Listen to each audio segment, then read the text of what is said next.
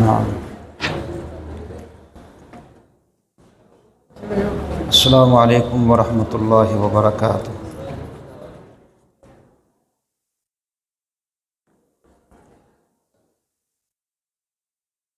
نام اقرائش التمتع بخصال الرجولية۔ بسم الله الرحمن الرحيم الحمد لله رب العالمين والصلاة والسلام على سيدنا اللهم اغفر لنا ولشيخنا ولمشايخه ولوالديه وللمسلمين وللعالمين اللهم امين۔ التمتع بخصال الرجولة، تمتع بخصال الرجولة من الشجاعة وشدة البأس في الحق ومكارم الأخلاق والبذل في سبيل المعروف حتى تنقطع دونك آمال الرجال، وعليه فحص النوافذ ما ومن ضعف الجأش وقلة الصبر وضعف المكارم، وإنها تحزم الحلم وتقطع اللسان عن قوله الحق وتأخذ بناصيته إلى خصومه حالة تلفح بسومها في وجوه الصالحين من عباده۔ نعم۔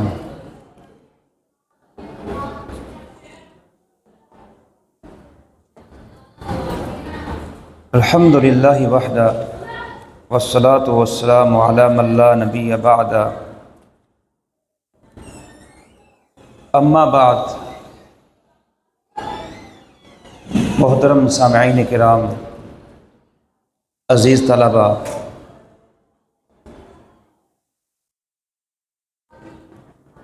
طالب علم کی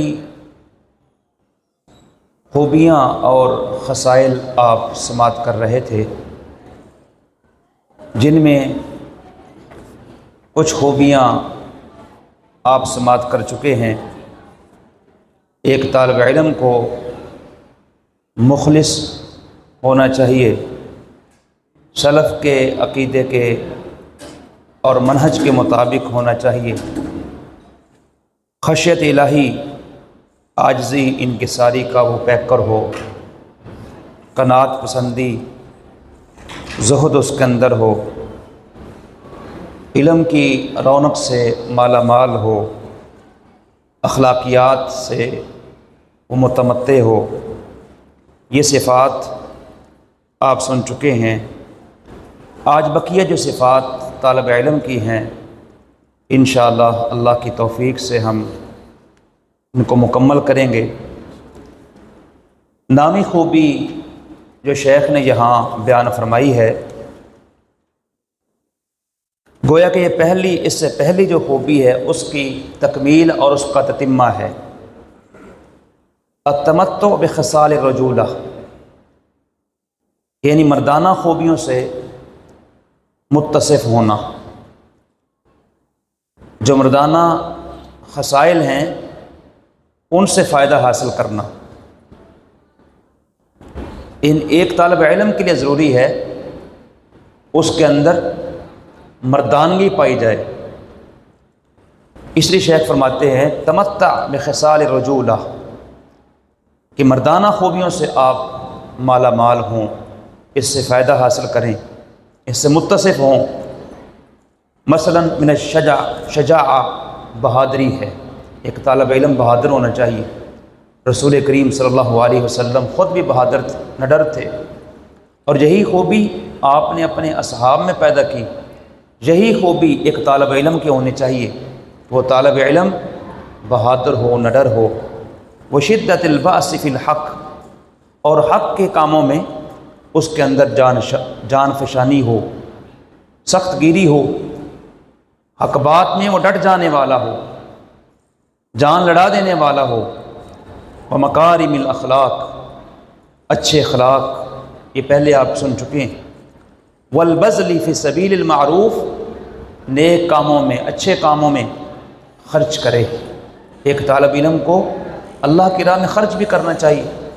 حتی تنقطع دونک اعمال الرجال، شیخ فرماتے ہیں حتیٰ کہ لوگوں کی جو امیدیں ہیں، اعمال عمل کی جمع ہے، عمل کہتے ہیں امید کو، لوگوں کی امیدیں آپ سے نیچے ہی ختم ہو جائیں۔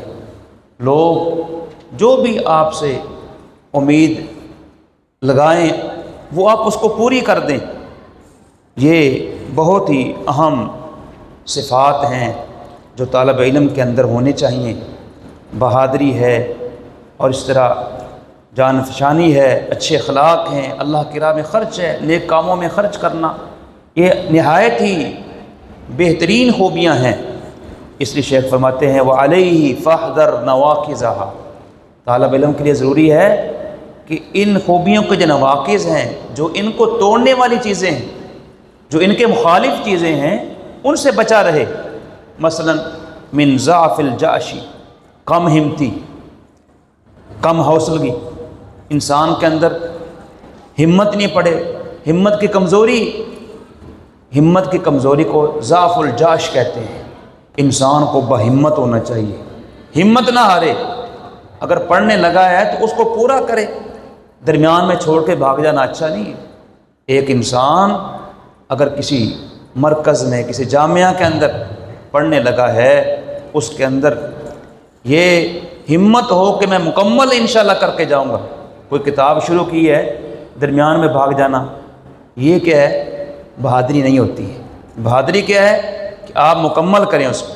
وقلت صبری، اسی طرح بے صبری، کم صبری، یہ بھی اچھا نہیں ہوتا، کیونکہ یہ راستہ ایسا ہے کہ اس کے اندر مصائب بھی آئیں گے، بہت ساری مشکلات بھی درپیش ہوں گی، لیکن ایک طالب علم کے لیے ضروری ہے کہ وہ اپنے اندر صبر کا مادہ پیدا کرے، بے صبری نہ ہو، واویلا نہ ہو، کوئی چیز نہیں ملی ہے بے صبری کا مظاہرہ کرنا شروع کر دیا، اچھا نہیں لگتا ہے۔ وضعف المکارم، اسی طرح اخلاقی کمزوری اچھی نہیں ہے۔ طالب علم تو با کردار ہو، با حیا ہو، با اخلاق ہو، یہ انتہائی ضروری ہے۔ اخلاقی کمزوری ایک طالب علم کی شان نہیں ہے، خاص طور پر جو علم شرعی پڑھنے والے ہیں، علوم اسلامیہ، جو اللہ کے نبی علیہ السلام کی علمی وراثت کو لینے والے ہیں، ان کے اندر اچھے اخلاق ہونے چاہیے۔ کیوں؟ فَإِنَّهَا تَهْزِمُ الْعِلْمَ، یہ ساری جو بدخصلتیں ہیں، یہ ہمت کی کمزوری، یہ بے صبری، اخلاقی کمزوری، علم کو بالکل ہضم کر دیتی ہیں، ختم کر دیتی ہیں، یعنی اس سے علم ختم ہو جاتا ہے۔ انسان اگر وہ بہادر ہو، اس کے اندر جان فشانی ہو، باکردار ہو، تو صاحب علم محسوس ہوتا ہے، لیکن اس کے برعکس یہ چیزیں جو ہیں، یہ انسان کو علم سے دور کر دیتی، وَتَقْطَعُ اللِّسَانَ عَنْ قَوْلِ الْحَقِّ، اور قوت گویائی سے زبان کو روک دیتی، زبان کو کاٹ دیتی۔ انسان کے اندر اگر یہ چیزیں نہ ہوں تو انسان حق بات ہی نہیں کہہ سکتا ہے۔ جب بہادری نہیں ہے، کلمہ حق کہنے سے وہ رک جائے گا، حالانکہ کلمہ حق انسان وہ ڈنکے کی چوٹ پہ کہے، لیکن وہ عالم کیسا ہے، وہ طالب علم کیسا ہے کہ جو حق بات سے پیچھے ہٹے۔ تو یہ جب انسان کے اندر کمزوریاں پیدا ہوں گی، بد اخلاقی، کم صبری، تو انسان کو قول حق سے بھی یہ دور کر دیں گی۔ وَتَأْخُذُ بِنَاصِيَتِهِ إِلَىٰ خُصُومِهِ، بلکہ اس کی پیشانی کو پکڑ کے اس کے دشمن کے سامنے کے لے جائیں گی، یعنی اس کو ذل و خوار کریں گی، ایسے حالات پیدا کر دیں گی۔ تَلْفَحُ بِسُومِهَا فِي وُجُوهِ الصَّالِحِينَ مِنْ عِبَادِهِ، کہ جس کے باد سموم سے نیک بندوں کے چہرے بھی جھلس رہے ہوتے ہیں، ایسے حالات پیدا بس اوقات ہو جاتے ہیں۔ اس لیے ایک طالب علم کے لیے انتہائی ضروری ہے کہ اپنے اندر یہ خوبیاں پیدا کرے، جو ایک مردانہ خوبیاں ہیں، جس کو شیخ نے جہاں بیان کیا ہے۔ تو بہرحال یہ انتہائی اہم باتیں ہیں جو شیخ یہاں فرما رہے ہیں۔ اگلے نمبر پر جو شیخ نے طالب علم کو نصیحت فرمائی ہے وہ حجر الترفع ہے۔ حجر ترفع کس کو کہتے ہیں؟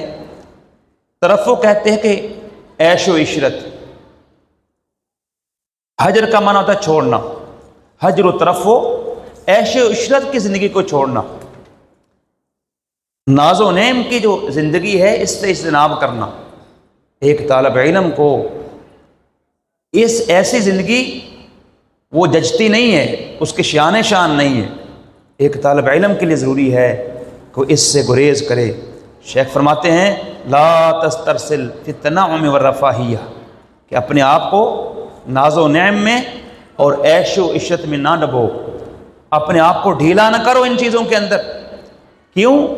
ان البزازۃ من ایمان، کیونکہ یہ جو بزازت ہے، سادگی ہے، یہ ایمان کا حصہ ہے۔ یہ حدیث ہے صحیح کا یہ ٹکڑا ہے، رسول کریم علیہ الصلاۃ والسلام نے فرمایا ہے سلسلہ صحیحہ کے اندر، شیخ البانی رحمہ اللہ نے اس حدیث کو صحیح کہا ہے، فرمایا کہ بزازت، سادگی یہ ایمان کا حصہ ہے۔ اس لیے انسان کو ان چیزوں میں پڑھ کے اپنے آپ کو ضائع نہیں کرنا چاہیے۔ بعض طالب علم وہ ہر وقت ناز و نعم یا عیش و عشرت والی زندگی کی چاہت رکھتے ہیں، تو یہ اچھا نہیں ہے۔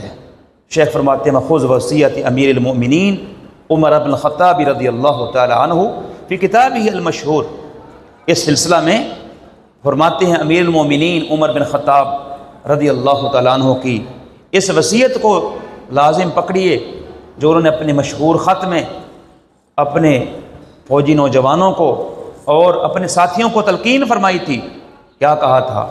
وَإِيَّاكُمُ التَّنَعُّمَ وَزِيَّ الْعَجَمِ، کہ اپنے آپ کو ناز و نعم سے بچاؤ، عیش و عشرت سے بچا کے رکھو، وزی العجم، اور اجمی رہن سہن، اجمی شکل و صورت سے بچا کے رکھو۔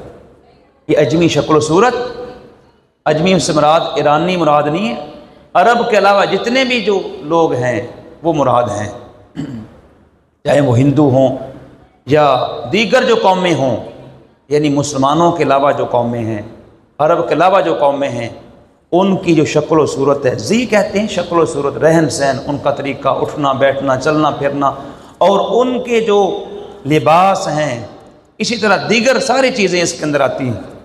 وَتَمَعَّدُوا، اور ماد کی زندگی جیو۔ ماد سے کیا مراد ہے؟ یہ اشارہ ہے رسول کریم علیہ السلام کے جد اعلیٰ کی طرف۔ آپ کے جد جو اعلیٰ تھے ماد بن عدنان، ان کی طرف اشارہ ہے۔ وہ عربی نسل تھے، ان کے اندر بڑی اچھی خصوصیات تھی۔ تو شیخ فرما رہے ہیں کہ آپ کو چاہیے کہ ماد بن عدنان جو خالص عربی نسل تھے ان کی زندگی جیو۔ مطلب یہ ہے کہ سادگی اپناؤ اپنے اندر، وہ انتہائی سادہ تھے، آپ بھی سادگی کو اپناؤ۔ اور رسول کریم علیہ السلام کی زندگی بھی سادہ تھی۔ آپ ایک نبی تھے اور فتوحات کے دور میں آپ کے پاس بہت سارا مال اکٹھا ہوا، لیکن اس کے باوجود آپ کی زندگی سادہ رہی۔ آپ نے وہ واقعہ پڑھا ہوگا، جناب عمر بن خطاب رضی اللہ تعالیٰ عنہ ایک مرتبہ آپ علیہ السلام کے پاس تشریف لے گئے۔ جب آپ نے ایلا کیا تھا تو بالا خانہ میں تشریف فرما تھے اور کھجور کی ایک چٹائی پر لیٹے ہوئے تھے، اور آپ کا جو تکیہ تھا وہ چمڑے کا تکیہ، اور اس کے اندر کھجور کی جو چھالیں ہیں وہ بھری ہوئی۔ عمر بن خطاب رضی اللہ تعالیٰ عنہ گئے، رسول کریم اٹھ کے بیٹھے، آپ کے جسم مبارک پر اس کے نشانات پڑ جاتے ہیں چٹائی کے۔ عمر بن خطاب رو پڑتے ہیں۔ میں عمر روتے کیوں؟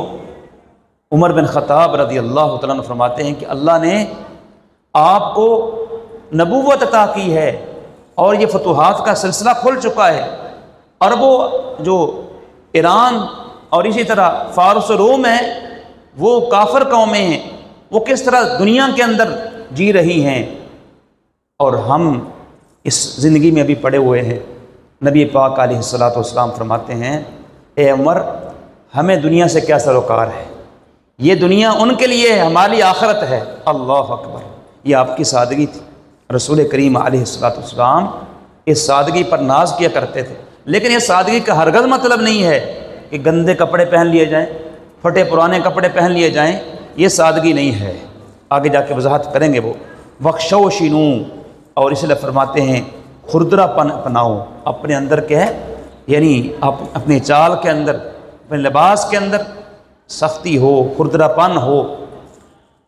تو یہ عمر بن خطاب رضی اللہ تعالیٰ عنہ کا یہ جو قول ہے، یہ نصیحت ہے، انتہائی اہم نصیحت ہے۔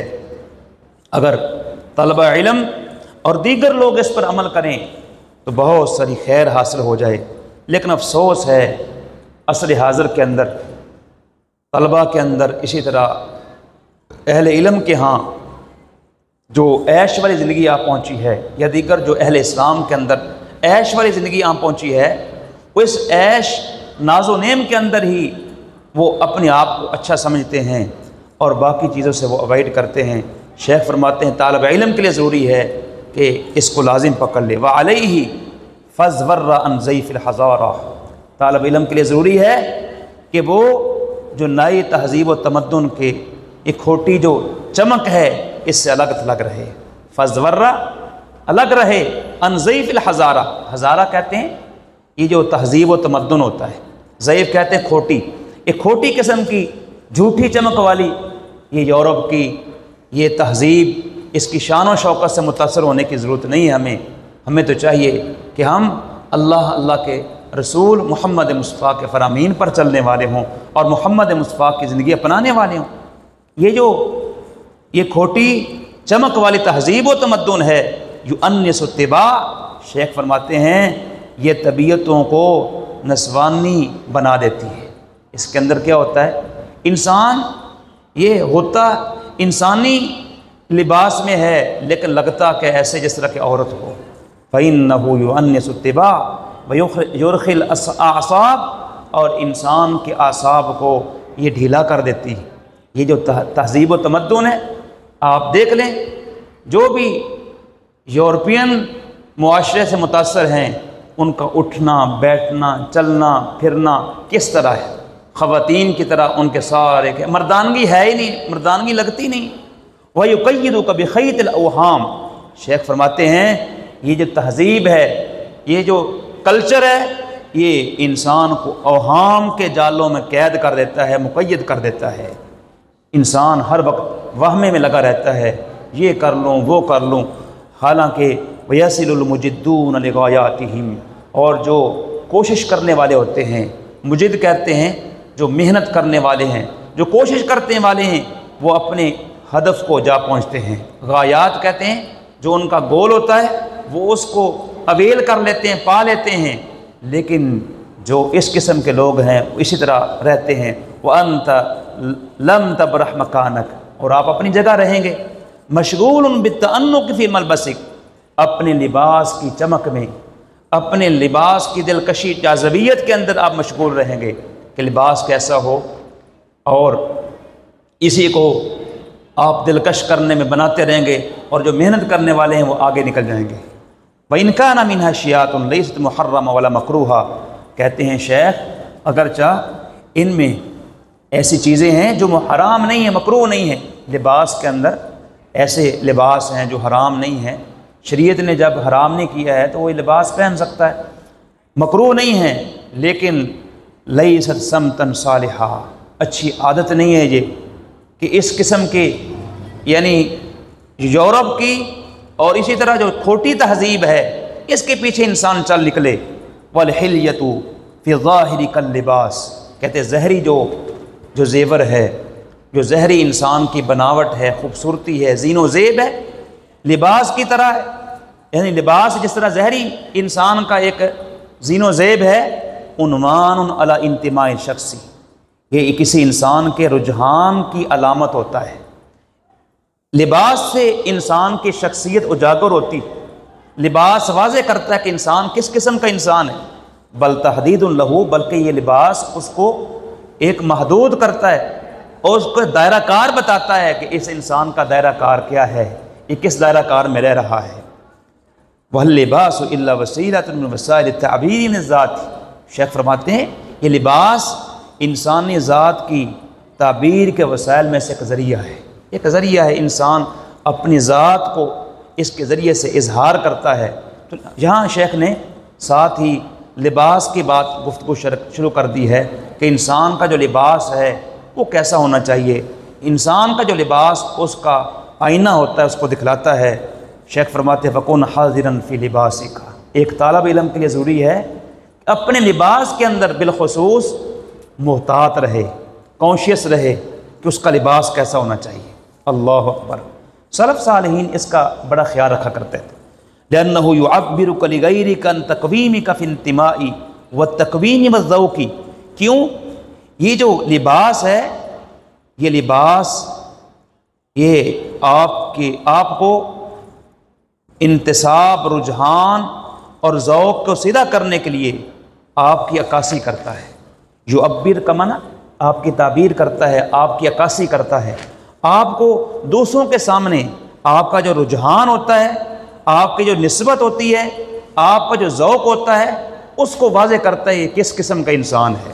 وَلِهَذَا قِيلَ، اس لیے کہا گیا ہے الحلیۃ فی الظاہر تدل علی میل فی الباطن، کہتے ہیں کہ ظاہری طور پر جو انسان کا جو بناوٹ ہوتی ہے، یہ لباس، یہ باطنی میلان پر دلالت کرتا ہے کہ انسان کا باطن کیسا ہے۔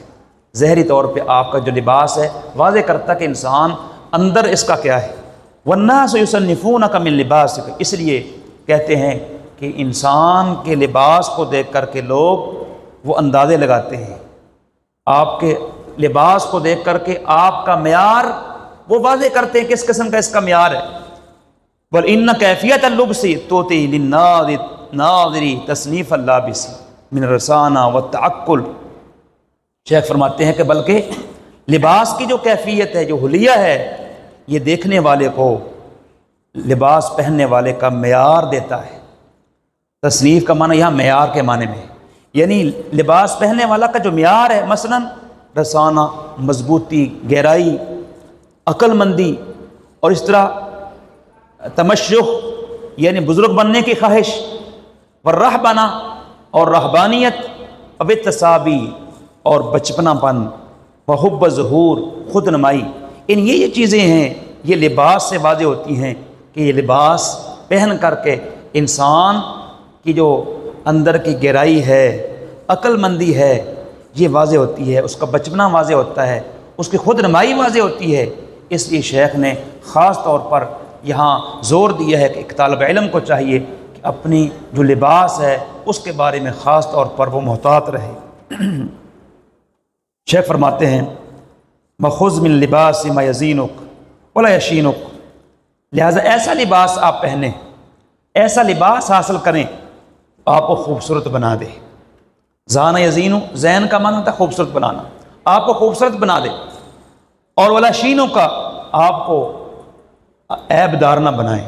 ایسا لباس ہو آپ پہنیں، آپ اجلے بھی لگیں، خوبصورت بھی لگیں، لیکن آپ کے اندر کوئی عیب نہ ہو۔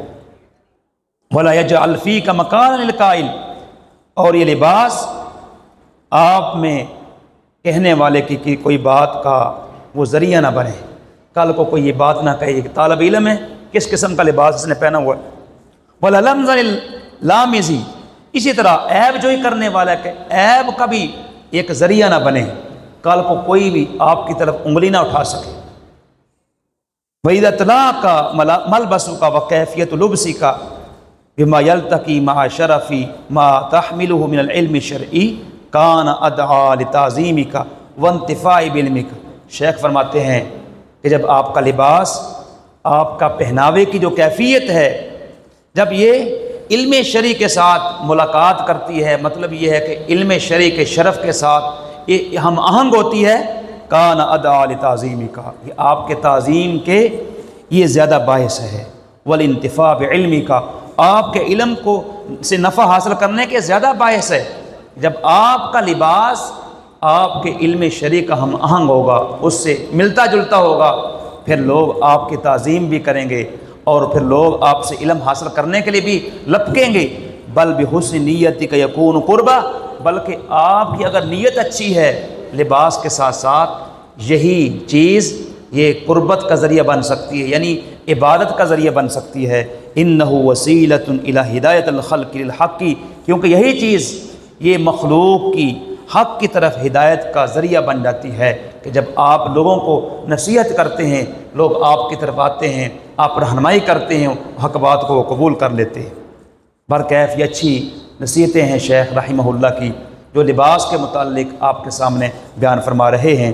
وفی المعصور عن امیر المؤمنین عمر بن الخطاب رضی اللہ تعالی عنہ، عمر بن خطاب رضی اللہ تعالی عنہ سے یہ بات منقول ہے، معصور کا معنی منقول ہے، وہ فرمایا کرتے تھے احب الی ان انظر القاری ابیض اللباس، میں پسند کرتا ہوں کہ میں قاری کو سفید لباس میں ملبوس دیکھوں۔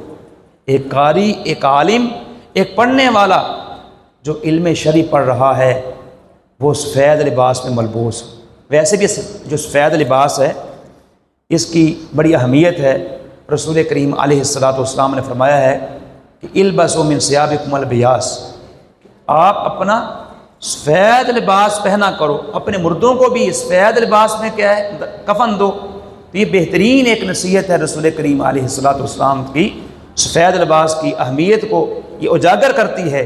اور یہی بات عمر بن خطاب رضی اللہ تعالیٰ عنہ نے فرمائی کہ طالب علم جو قاری ہے، پڑھنے والا ہے، اس کے لیے لازمی ہے کہ وہ سفید لباس میں ملبوس نظر آئے۔ اس سے کیا ہوگا؟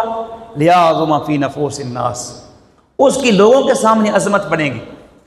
فیعظم فی نفوسہم لدیم الحق کی، اور اس طالب علم کے پاس جو حق ہوگا لوگ اس کی بھی کیا کریں گے؟ وہ تعظیم کریں گے کہ واقعی یہ جو کچھ بیان کر رہا ہے یہ بڑا اچھا ہے، عظیم باتیں ہیں، لوگ سننے کے لیے لپکیں گے۔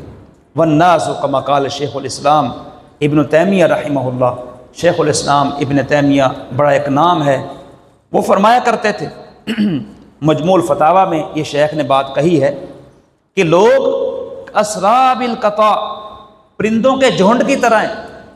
قطا کہتے ہیں جھنڈ، پرندے، اسراب کہتے ہیں جھنڈ، اسراب القطا، کہ لوگ پرندوں کے جھنڈ کی طرح ہیں۔ مجبولون علی تشبہ بعض ببعض، کہ وہ بعض سے بعض کے ساتھ مشابہت حاصل کرنے میں فطرتی طور پر ایک جیسے ہیں، یعنی جبلی طور پر وہ مجبور ہیں کہ وہ بعض کی مشابہت اختیار کریں۔ کہتے ہیں نا خربوزے کو دیکھ کے رنگ پڑتا ہے۔ اس لیے یہ بات بڑی اہم چیز ہے کہ ایک طالب علم کو چاہیے کہ وہ جب اچھے لباس میں ہوگا، باقی طالب علم بھی کیا ہوں گے؟ اچھے لباس میں آئیں گے، خوبصورت لباس پہنیں گے۔ فَإِيَّاكَ ثُمَّ إِيَّاكَ مِن لِبَاسِ التَّصَابِ، شیخ فرماتے ہیں اپنے آپ کو بچاؤ من لباس التَّصَابِ، بچپنے پن کے لباس سے، جو جس طرح چھوٹے بچے لباس پہنتے ہیں اس قسم کا لباس نہیں پہننا چاہیے۔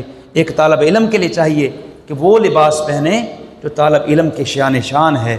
اما لباس الافرنجی فغیر خاف علیک حکمہ، باقی جو افرنگی لباس ہے، جو انگریز کا لباس ہے، اس کا حکم تو آپ پر مخفی نہیں ہے۔ ولیس معنی ھذا، یعنی جو افرنجی جو انگریز لوگ لباس پہنتے ہیں، واضح ہے اس میں سطر کا کیا اہتمام نہیں ہوتا ہے۔ جب سطر کا اہتمام نہیں ہے پھر وہ لباس کے پہننا جائز نہیں ہے۔ ویسے بھی غیر قوموں کی مشابہت سے بچنا چاہیے، افرنگی لباس سے بچنا چاہیے، کیونکہ رسول کریم علیہ السلام نے فرمایا ہے من تشبہ بقوم فہو منہم، جو کسی قوم سے مشابہت اختیار کرتا ہے وہ انہی میں شمار ہوگا۔ اپنا جو لباس ہے، اپنے علاقے کا جو لباس ہے، خاص طور پر جو سطر کے تقاضوں کو پورا کرتا ہے، ایسا لباس پہننا چاہیے۔ ولیس معنی ھذا، شیخ فرماتے ہیں ان تمام باتوں کا یہ مطلب نہیں ہے کہ انتاتی بلباس مشوہ، کہ آپ ایسا لباس پہن کے آئیں جو انتہائی غیر مہذب ہو، بے ہنگم سا ہو۔ مشوہ کہتے ہیں کہ جو بے ترتیبہ ہو، بے ہنگم ہو، آپ ایسا لباس پہن لیں، نہیں، اس کا یہ مطلب نہیں ہے ساری باتوں کا۔ لکنہ الاقتصاد فی اللباس، مطلب یہ ہے کہ انسان کو لباس کے اندر بھی میانہ روی اختیار کرنے چاہیے، برسم شرعی، شریعت کی رسم اور شریعت کی روایت کے مطابق لباس پہننا چاہیے۔ تحفہ بسمت صالح والہدی صالح، جو انسان کی اچھی حالت اور بہترین سیرت کی عکاسی کرے، یعنی انسان وہ لباس پہنے ایسے انسان محسوس ہو کہ یہ ایک بہترین انسان ہے، اس کا جو لباس یہ نیکی اور اچھی سیرت کو بیان کر رہا ہو۔ وَتَطَلُّ بِدَلَائِلِ ذَلِكَ فِي كُتُبِ السُّنَّةِ وَالرِّقَاقِ، شیخ فرماتے ہیں باقی اس کی جو دلائل ہیں، یہ جو ہم نے باتیں کہی ہیں، اچھا لباس پہننا چاہیے اور سفید لباس پہننا چاہیے، جو غیر مسلموں کا لباس ہے اس سے بچنا چاہیے۔ کہتے ہیں سنت، حدیث اور رقاق کے جو کتب ہیں اس میں دلائل موجود ہیں، خصوصی طور پر امام خطیب بغدادی کی جو کتاب ہے الجامع اخلاق الراوی و آداب سامع، یہ بہترین کتاب ہے۔ ایک طالب علم کو یہ کتاب پڑھنی چاہیے جو طالب علم کو اخلاقیات سکھلاتی ہے اور طالب علم کو اچھے آداب سکھلاتی ہے، یہ بہترین کتاب ہے، اس کا مطالعہ کرنا چاہیے۔ شیخ فرماتے ہیں ولا تستنکر ھذہ الاشارہ، لیکن فرماتے ہیں کہ اس اشارے کو آپ برا نہ سمجھنا، جو ہم نے آپ کی اس طرف اشارہ کیا ہے، لباس کی طرف جو ہم نے اشارہ کیا ہے، اس کو برا نہیں سمجھنا۔ فما زال اہل العلم ينبهون على هذا في كتب الرقاق والآداب واللباس واللہ اعلم۔ کیوں؟ اس لیے کہ اہل علم رقاق، آداب اور لباس کی کتابوں میں اس پر تنبیہ کرتے آئے ہیں، جو ہم نے تنبیہ کی ہے بیائی نہیں۔ آپ جب صحیح بخاری کی کتاب الرقاق پڑھیں گے، کتاب الآداب پڑھیں گے، کتاب اللباس پڑھیں گے، خود رسول کریم علیہ الصلاۃ والسلام کے فرامین سے واضح ہوگا کہ کس طرح کا لباس ہونا چاہیے، کس طرح کا انسان کو لباس پہننا چاہیے، اور اسی طرح انسان کو جو عیش و عشرت کی زندگی ہے، ناز و نعیم کی زندگی ہے، اس سے بچنا چاہیے۔ تو بالخصوص رقاق کے جو ابواب ہیں، طالب علم کو ان کا مطالعہ کرنا چاہیے۔ اس طرح لباس اور اسی طرح آداب، خاص طور پہ صحیح بخاری کے کتاب الآداب، اس کو پڑھنا چاہیے۔ اس کے پڑھنے سے طالب علم کے اندر وہ خوبیاں پیدا ہوتی ہیں جو ایک طالب علم کو ہونی چاہیے۔ آگے 11 جو شیخ نے خوبی بیان کی ہے، الاعراض عن مجالس اللغو، یہ خوبی بڑی اہم خوبی ہے جو طالب علم کے اندر ہونی چاہیے۔ شیخ فرماتے ہیں کہ ایک طالب علم کو چاہیے کہ وہ بیہودہ مجالس سے اعراض کرے، ایسی مجالس اٹینڈ نہ کرے جو مجالس بیہودگی والی ہیں، لغویات والی ہیں، ایسی مجالس سے وہ اعراض کرے۔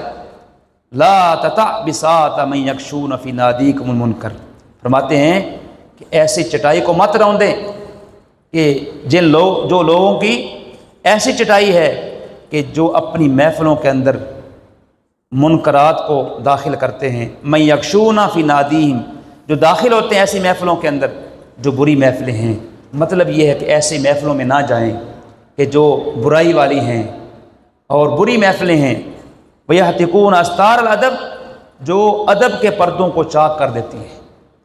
جن محفلوں کے اندر بیہودگی ہوتی ہے اور برائیاں ہوتی ہیں، متغابین عن ذالک، اور ادب کے تقاضوں سے وہ غفلت برتنے والے ہوتے ہیں، ایسے مجالس سے انسان کو پرہیز کرنا چاہیے۔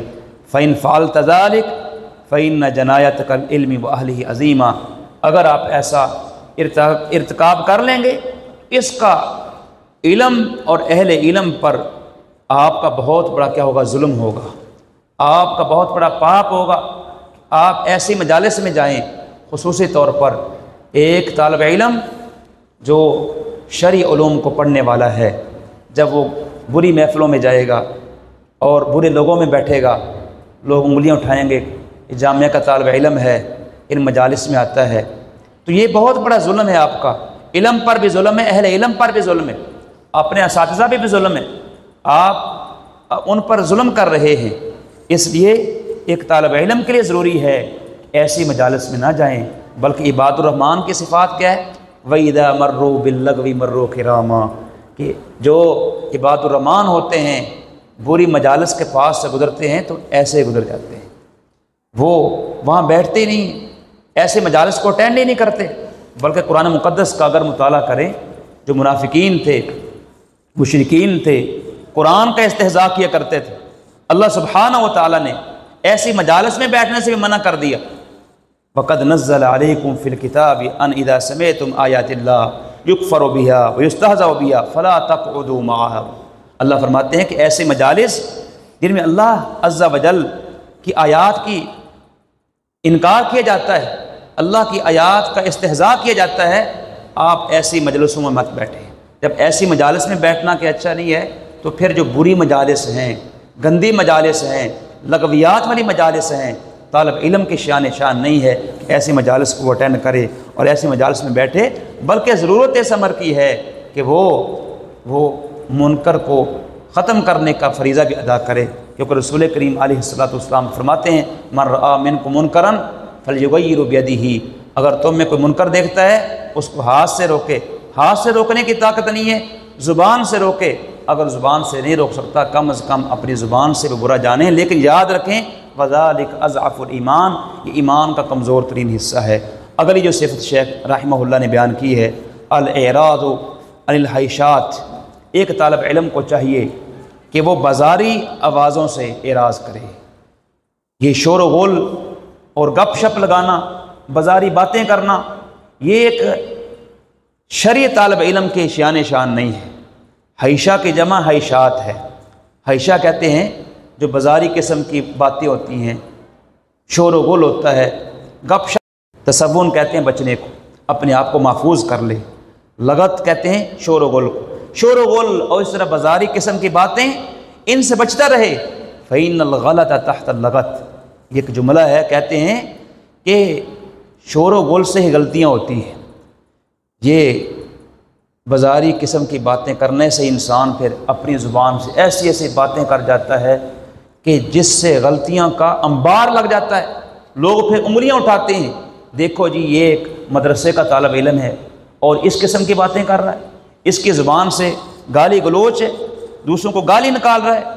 नहीं मेरे भाई, आपकी ज़ुबान से जचता नहीं है। एक तालिब इल्म, उसके लिए ज़रूरी है कि इस किस्म की बातों से बचे। वहादा युनाफ़ी अदब तलब, शेख फरमाते हैं कि ये बातें शोर व गुल बाजारी किस्म की बातें, ये तलब इल्म के आदाब के मुनाफी हैं और ये वाज़े करते हैं कि ऐसा इंसान तालिब इल्म हो ही नहीं सकता है। वमिन लतीफ़ी मा युस्तहज़र हुना, कहते हैं कि एक यहाँ उम्दा एक लतीफ़ा है जो यहाँ बयान किया जाता है, जिसको वसीत फ़ी उदबाई शनकीत के मुसन्निफ़ ने नकल किया है और उसी से आगे मोजमुल मआजिम के मुसन्निफ़ ने नकल किया है। वो कहते हैं कि एक वाक़या रोनमा हुआ। वाक़या क्या है? वक़अ निज़ा बैन कबीलतैन, दो कबीलों के दरमियान झगड़ा हो गया। फ़साअत बैनहुमा कबीलतुन उख़रा फ़ी सुलह, अब तीसरा कबीला उनके दरमियान सुलह के लिए वो कोशिश करता है कि इनके दरमियान सुलह हो जाए आपस में। फ़तरादौ बिहुक्म शरई, अब वो शरीयत के हुक्म के मुताबिक वो राज़ी हो गए कि जो भी शरई हुक्म होगा हम उसको तस्लीम करेंगे। वहक्कमु आलिमन, एक आलिम को उन्होंने काजी मुकर्रर कर लिया कि ये काजी है, जज है, फ़ैसला करेगा, जो ये फ़ैसला करेगा हम मानेंगे। कहते हैं फ़स्तज़हरा क़त्ला अरबअतिन मिन क़बीलतिन बिअरबअतिन क़ुतिलू मिन क़बीलतिल उख़रा, अब काजी साहब ने फ़ैसला क्या किया कि इस कबीले के भी 4 लोगों को कत्ल किया जाए, उन 4 लोगों के इवज़ जो इन्होंने कत्ल किए हैं, इन 4 लोगों को किसास के तौर पर कत्ल किया जाए। फ़क़ाल शेख बाब इब्न अहमद, बाब बिन अहमद एक शेख थे वहाँ मौजूद, वो कहने लगे मिस्लु हाज़ा ला किसास फ़ी, इस किस्म का जो मामला है इसमें तो कोई किसास है ही नहीं। जो इनका मामला हुआ है, इस किस्म का जो मामला है उसमें कोई किसास नहीं है। काजी कहने लगे इन हाज़ा ला यूजद फ़ी किताब, कि ये फ़ैसला जो है, ये जो चीज़ें हैं ये किसी किताब में तो नहीं पाई जाती, जो खाली है ही नहीं, जो मैं बात कर रहा हूँ। काजी कहने लगे ये कामूस, ये जो डिक्शनरी है ये भी खाली नहीं है। क्यों? अन्नहु यदखुलु फ़ी उमूमी किताब, क्योंकि किताब के उमूम के अंदर ये भी तो दाखिल है। क्योंकि जब उन्होंने बात कही थी लम यख़लु मिन्हु किताब, और ये कायदा है कि जब नाकिरा नफ़ी के सियाक़ में वाक़ई हो तो उससे उमूम का फ़ायदा होता है। लम यख़लु ये नफ़ी है और किताबुन ये क्या है? नाकिरा है। तो ये इससे मुराद कोई भी किताब खाली नहीं है, सारी किताबें शामिल हैं। लिहाजा उसने क्या किया? फ़तना वाला साहिब व तर्जमा कामूस, जिसका मुसन्निफ़ ने वो तर्जमा लिखा है, उसने कामूस को, डिक्शनरी को उठाया। वो अव्वल मा वक़अ नज़रुहु अलैहि, जिस पर उसकी पहली निगाह गई वो यही अल्फाज थे, वल हैशा, और हैशा की जमा क्या? हैशात। वल हैशतु अल फितना, वो शेख ने जब वो डिक्शनरी उठाई उसमें क्या लिखा हुआ था? हैशा, यानी फितना। हैशा से मुराद फितना है, या इसका माना उम्मे हुबैन है। उम्मे हुबैन एक किस्म का कीड़ा है। वलैसा फ़िल हैशाति क़व्वतुन, और वहाँ लिखा हुआ था कि हैशात के अंदर कोई किसास नहीं है। बाजारी किस्म की अगर कोई बातें हो जाती हैं उसमें कोई किसास नहीं है। ऐ फ़िल क़तील फ़िल फ़ितना ला युदरा क़ातिलुहु, कि फ़ितना और बलवे के अंदर, यानी बलवे के अंदर, फितने के अंदर, शोर व गुल के अंदर अगर कोई मकतूल हो जाता है जिसका कातिल का पता ही नहीं है, उसमें कोई किसास नहीं है। यानी काजी ने जो फ़ैसला किया था कि 4 बंदे के हैं कत्ल किए जाएं, वो तो शेख ने कहा कि इस किस्म का जो फ़ैसला कर रहे हैं, तो यहाँ तो बलवे के अंदर बंदे फौत हुए हैं। तो जब उन्होंने अचानक ये डिक्शनरी उठाई तो उसमें यही अल्फाज मिले, فتعجب الناس من مثل هذا الاستهزار في ذلك الموقف الحرج، اس مشکل موقف میں اس قسم کے استہزار پر لوگ بڑے ششدر رہ گئے، بڑے حیران رہ گئے کہ باب بن احمد نے بڑا عمدہ کا نقطہ نکالا ہے اور یہ لوگ جو ہیں قتل ہونے سے بچ گئے ہیں۔ تو ان کا مفہوم مطلب یہ تھا کہ حیشات کے اندر یعنی شور و غل کے اندر اور بلوے کے اندر اگر کوئی قتل ہو جاتا ہے تو اس قسم کا قصاص نہیں آتا، اس میں دیت لازم ہوتی ہے۔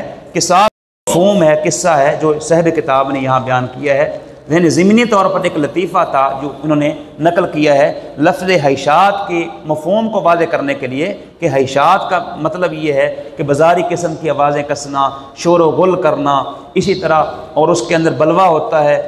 اس قسم کی جو باتیں ہیں طالب علم کے شان نہیں ہے، طالب علم کو چاہیے کہ اس قسم کی باتوں سے وہ بچا رہے۔ اگلی جو نصیحت شیخ نے فرمائی ہے انتہائی اہم ہے، التحلی بالرفق، یعنی نرمی کو کہ اپنانا چاہیے، نرمی سے آراستہ ہونا چاہیے۔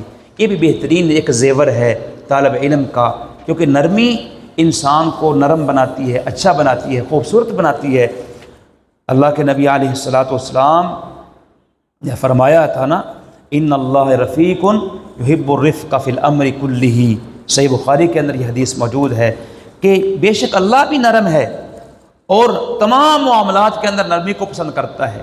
یہ نصیحت ایک طالب علم کے اندر بھی ہونی چاہیے، معلم استاد کے اندر بھی ہونی چاہیے۔ نرمی جو ہے انتہائی ضروری ہے، اور حدیث میں آتا ہے ما کان الرفق فی شیء الا زانہ ولا نزی من شیء الا شانہ، کہ نرمی جس چیز میں ہوتی ہے، جس انسان میں ہوتی ہے، اس کو خوبصورت بنا دیتی ہے، اور جس چیز سے نرمی کو کھینچ لیا جاتا ہے اس کو بھدا بنا دیتی ہے۔ رسول کریم علیہ السلام کے بارے میں آتا ہے نا، وَلَوْ كُنْتَ فَظًّا غَلِيظَ الْقَلْبِ لَانفَضُّوا مِنْ حَوْلِكَ فَاعْفُ عَنْهُمْ وَاغْفِرْ لَهُمْ۔ اے نبی، اگر آپ سخت مزاج ہوتے تو یہ سارے صحابہ ہیں آپ سے دور بھاگ جاتے، لیکن نبی کریم انتہائی نرم تھے، خلق عظیم پر فائز تھے، اور آپ کی نرمی کا نتیجہ تھا کہ لوگ آپ کے قریب رہا کرتے تھے۔ اس لیے شیخ نے یہاں نصیحت فرمائی ہے التزم الرفق فی القول، کہ اپنی گفتگو کے اندر آپ نرمی کو لازم پکڑ لیں۔ ایک طالب علم کو چاہیے جب گفتگو کرے نرم گفتگو ہو، اپنے اساتذہ کے سامنے، اپنے بڑوں کے سامنے، اپنے والدین کے سامنے گفتگو کرے، نرمی کے ساتھ گفتگو کرے، پتہ چلے کہ واقعی یہ شرعی طالب علم ہے اور دین کا علم حاصل کرنے والا ہے۔ مجتنبا الکلمۃ الجافیہ، سخت قسم کے کرخت قسم کے جو الفاظ ہیں اس سے بچتے ہوئے، یہاں مجتنبا یہ حال بن رہا ہے، یعنی جو سخت قسم کے جو کلمات ہیں اس سے بچتے ہوئے آپ نے نرمی کی گفتگو کو آپ نے لازم پکڑنا ہے۔ فإن الخطاب اللین یتألف النفوس الناشزہ، کیوں؟ اس لیے کہ جو نرم گفتگو ہوتی ہے یہ متنفر لوگوں کو بھی جوڑ دیتی ہے، آپس میں ملا دیتی ہے۔ نرم گفتگو سے انسان دوسروں کو اپنے قریب کر لیتا ہے۔ رسول کریم کی مثالیں موجود ہیں، آپ کی سیرت میں بہت ساری مثالیں موجود ہیں کہ نرم گفتگو سے دور دور والے جو لوگ تھے وہ قریب ہو جاتے ہیں۔ متکاثرہ، باقی اس کے متعلق کتاب و سنت کے دلائل بکثرت موجود ہیں، آپ حدیث مبارکہ پڑھ کے دیکھ لیں اور اس طرح سیرت کی کتابیں پڑھ کے دیکھ لیں، بہت سارے آپ کو دلائل مل جائیں گے۔ اس لیے ضرورت اس امر کی ہے، ایک طالب علم کو چاہیے کہ اپنے اندر نرمی، نرم مزاجی کو پیدا کرے۔ بد اخلاقی، بد مزاجی، کرخ لہجہ یہ انسان کو بھدا بناتا ہے، لوگ بھی نفرت کرتے ہیں۔ ایک طالب علم اگر اس کے اندر نرمی ہے تو سارے اس کی عزت و تعظیم کریں گے۔ ایک عالم معلم اس کے اندر نرمی ہے، لوگ اس کی تعظیم کریں گے۔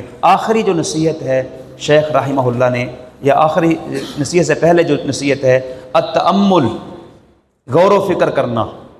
ایک طالب علم کو چاہیے کہ جو پڑھ رہا ہے اس میں غور و خوض کرے۔ التحلی بالتأمل، شیخ فرماتے ہیں کہ غور و فکر کے ساتھ اپنے آپ کو آراستہ کرنا، یہ بھی ایک انتہائی اہم خوبی ہے جو ایک طالب علم کے اندر ہونی چاہیے۔ فإن من تأمل أدرک، جو غور و فکر کرتا ہے وہ مقصد کو پا لیتا ہے۔ جو طالب علم غور و فکر سے پڑھتا ہے وہ اپنے مقصد کو حاصل کر لیتا ہے۔ وقیل تأمل تدرک، بلکہ ایک ضرب المثل بھی ہے، کہا جاتا ہے نا غور و فکر کرو اپنے مقصود کو پالو گے۔ تو غور و فکر کرنے سے انسان اپنے مقصود کو حاصل کر لیتا ہے، لہٰذا فعلیہ طالب علم کے لیے ضروری ہے فتأمل عند التکلم کہ گفتگو کے وقت بھی غور و فکر کرے، کہیں ایسی گفتگو تو نہیں کر رہا جس سے دوسرے کا دل دکھے۔ بما لا تتکلم، آپ کیا گفتگو کر رہے ہیں، کیا بول رہے ہیں، آپ کا بول کیسا ہے، وما ہی عائدتہ، اور اس کا انجام کیسا ہوگا۔ اس لیے بولنے سے پہلے تولیں کہ آپ کی گفتگو کیا ہے، آپ کس قسم کی گفتگو کر رہے ہیں۔ آپ ایسی گفتگو کریں کہ لوگ بعد میں بھی آپ کو یاد رکھیں۔ دنیا، پنجابی میں کہتے ہیں نا، دنیا تے رکھ بندیا ایسا بین کھلون، تو ہومیں تے حسن لوکن نہ ہومیں تے رون، یعنی ایسی قسم کی آپ کی گفتگو ہو کہ لوگ آپ کے قریب ہوں۔ وتحرز فی العبارہ والاداء دون تعنت او تحزلق، کہ آپ اپنی تعبیر کے اندر احتیاط کریں، اپنی گفتگو کے اندر، عبارہ سے مراد تعبیر، گفتگو، اس میں احتیاط کریں، اور اپنے اسلوب کے اندر بھی احتیاط کریں، دون تعنت، بغیر کسی سختی کے اور بغیر کسی چلاکی اور ہوشیاری کے آپ کی گفتگو کے اندر سختی نہ ہو، آپ کی گفتگو کے اندر چلاکی نہ ہو، ہوشیاری نہ ہو۔ تعنت کہتے ہیں سختی، سخت جو جملے بولتے ہیں، یہ جو لفظ ہے آنت سے نکلا ہے اور سے نکلا ہے، تو اس کا معنی ہے اس کے اندر چلاکی نہ ہو، اور اسی طرح ہوشیاری کے کلمات نہ ہوں۔ وتأمل عند المذاکرہ، بلکہ مذاکرہ کے وقت بھی آپ غور و فکر کریں۔ جب آپ اپنے ساتھی کے ساتھ بیٹھ کر کے مطالعہ کر رہے ہیں، غور و فکر کے ساتھ پڑھیں۔ جب اپنے ساتھی کے ساتھ آپ مناظرہ کر رہے ہیں، پھر بھی غور و فکر کریں، کہیں ایسی بات نہ ہو کہ دوسرے کو کیا ہے وہ متنفر کر دے۔ کیف تختار القالب المناسبہ للمعنی المراد، کہ معنی مراد کی ترجمانی کے لیے آپ کس قسم کا انداز گفتگو اپنا رہے ہیں۔ قالب کا معنی انداز اپنا رہے ہیں، کیسا اپنا رہے ہیں، یعنی اپنے گفتگو کو، اپنے معنی مقصود کو دوسروں تک پہنچانے کے لیے آپ کی گفتگو کیسی ہے۔ وتأمل عند سوال سائل، اور بالخصوص جب سائل سوال کر رہا ہو اس وقت بھی غور و فکر سے سنیں وہ کیا کہہ رہا ہے۔ کیف تتفہم السؤال علی وجہہ، کہ کس طرح آپ اصل مقصود کو، سوال کو سمجھ پاتے ہیں۔ یہ نہ ہو کہ سوال آپ نے سمجھا نہیں ہے، جواب آپ اور دے رہے ہیں، ایسے نہیں ہونا چاہیے۔ حتی لا یحتمل وجہین، حتیٰ کہ اس سوال کی دو صورتیں نہ بن جائیں۔ سوال تو ایک تھا لیکن صورتیں دو بن رہی، اسی طرح۔ تو مطلب یہ ہے کہ انتہائی غور و فکر سے ہر کام کرے انسان۔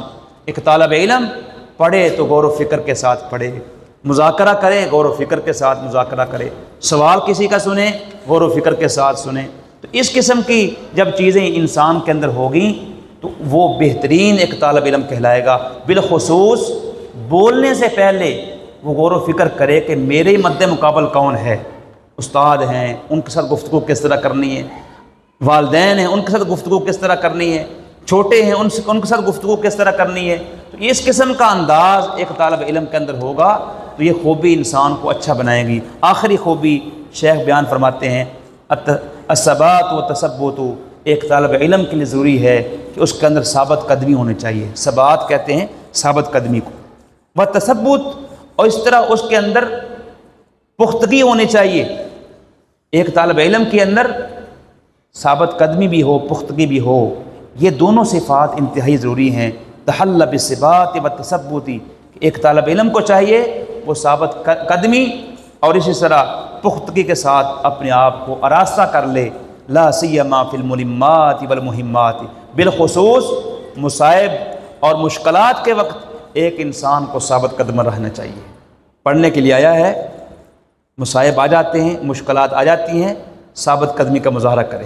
یہ نہیں ہے کہ تھوڑی سی مصیبت آئی، کھانا نہیں ملا ہے، اس مدرسے کو چھوڑ کے اگلے مدرسے میں چلا گیا، وہاں نہیں ملا اگلے مدرسے میں چلا گیا۔ اس طرح کوئی کتاب پڑھ رہا ہے، ایک کتاب شروع کی ہے اس کو چھوڑ کر کے متن قطر النداء شروع کر دیے، پھر الفیہ شروع کر دیے ہیں۔ اس طرح دیگر کتابیں ایک ابھی مکمل نہیں ہوئی ہے دوسری شروع کر دی ہے، نہیں، ثابت قدمی کے ساتھ ایک کتاب کو مکمل کریں، پھر دوسری کو مکمل کریں، پھر تیسری کو مکمل کریں۔ اس کے اندر کیا ہے، آپ ثابت قدمی کا مظاہرہ کریں۔ ایک کلاس پڑھی ہے پھر دوسری میں چلے گئے، تیسری میں چلے گئے، ثابت قدمی کے ساتھ پڑھیں۔ یہ نہیں ہے کہ تھوڑا ادھر پڑھ لیا پھر اسی طرح بعض بچوں کو یہ عادت ہوتی ہے کہ ایک استاد کے ساتھ پڑھ رہے ہیں، تھوڑا سا پڑھا ہے، اس کو چھوڑ کے دوسرے استاد کے پاس چلے گئے، پھر تیسرے کے پاس چلے گئے، چوتھے کے استاد کے پاس چلے گئے، یہ اچھا نہیں ہے۔ ہاں یہ تو ٹھیک ہے، ایک شیخ فقہ کا ہے، ایک حدیث کا ہے، یہ تو ٹھیک ہے، لیکن استاد بدلتے رہنا، مدارس بدلتے رہنا، یہ اچھی باتیں نہیں ہیں۔ شیخ فرماتے ہیں کہ اپنے اندر ثابت قدمی پیدا کریں اور آپ کے اندر پختگی ہو۔ وطی الساعات ومنہ الصبر والثبات فی التلقی، اسی سے کہتے ہیں کہ حصول علم کے اندر بھی صبر ہو اور ثابت قدمی کا مظاہرہ ہو۔ یعنی جب آپ علم حاصل کرنے کے لیے کسی مرکز کا رخ کرتے ہیں، کسی جامعہ میں جاتے ہیں، آپ کے اندر کیا ہو؟ صبر و تحمل ہو، ثابت قدمی ہو۔ یہ نہ ہو کہ آپ جلدی جلدی کے آئیں پھر اور کسی مدرسے میں چلے گئے۔ وطی الساعات فی الطلب علی الشیوخ، اور شیوخ سے علم حاصل کرنے کے لیے کئی گھڑیاں صرف کرنا، کئی گھنٹے صرف کرنا، اس میں بھی صبر ہو، اس میں بھی ثابت قدمی ہو۔ یہ نہیں ہے کہ تھوڑا سا پڑھا استاد جی بس کریں جی اب کیا ہے ٹائم ختم ہو گیا، نہیں، بلکہ کئی ساعات کو صرف کرنا چاہیے۔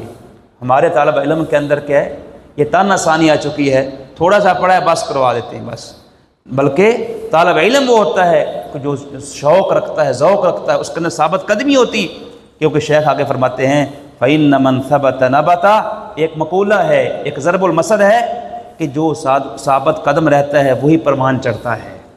جو انسان طلب علم کی زندگی کے اندر ثابت قدم رہتا ہے، ایسے لوگوں کو ہم نے دیکھا ہے وہ عالم بنے ہیں، اور جو شروع سے ہی پڑھنے کے دوران ہی چھوڑ جاتے ہیں، پھر وہ کھیتی باڑی کرتے نظر آتے ہیں، یا مزدوری کر رہے ہوتے ہیں، یا کسی کارخانے میں کام کر رہے ہوتے ہیں۔ لیکن جو طالب علم ثابت قدمی کے ساتھ پڑھتا ہے، دل جمی کے ساتھ پڑھتا ہے، وہ کامیاب ہوتا ہے۔ شاعر نے کہا ہے نا، مٹا دے اپنی ہستی کو اگر کچھ رتبہ چاہیے، کہ دانہ خاک میں مل کر گل و گلزار بنتا ہے۔